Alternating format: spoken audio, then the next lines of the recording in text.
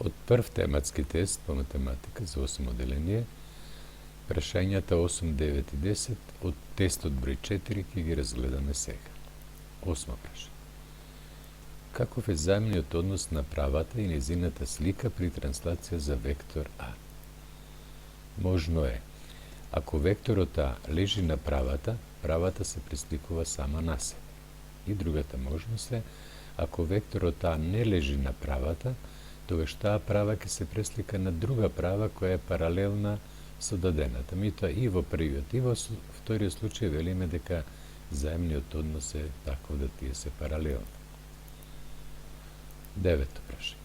При транслација за вектор P, правата А се пресликува во права А1. Со кој вектор на транслација правата А1 ќе се преслика во правата А? Значи да ја вратиме повторно назад. Јасно дека одговорот ќе биде за спротивен вектор на векторот P. 10 прашање. При транслација за вектор А, отсечката АБ се пресликува во отсечка А1 Б1, а отсечката А1 Б1 при транслација за вектор Б се пресликува во отсечка А2 Б2. Одреди го векторот С на транслацијата при која отсечката АБ се пресликува во отсечка А2 Б2.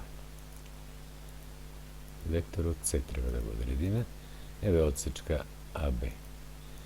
Таа се пресликува во отсечка А1 Б1 за некој вектор на транслација А. Ќе го видиме покасно. А отсечката А1 Б1 се пресликува во отсечка А2 Б2 за вектор на транслација Б. Еве го векторот на транслација. Ајде да му ставиме тука. Еве го векторот на транслација А, или тоа е АА1. При транслација Б, при транслација за вектор на транслација Б, тоа е овој вектор, кој е еднаков со овој вектор. Отсечката А1 Б1 се пресликува во А2 Б2, а директна транслација ќе имаме на отсечката АБ во отсечка А2 Б2 за вектор на транслација АА2, кој е еднаков со ББ2. Што ќе се досетите, тоа запишете. Одговор вектор С е еднаков на вектор АА2. Ги разгледавме и трите прашања. Јас благодарам за вашето внимание.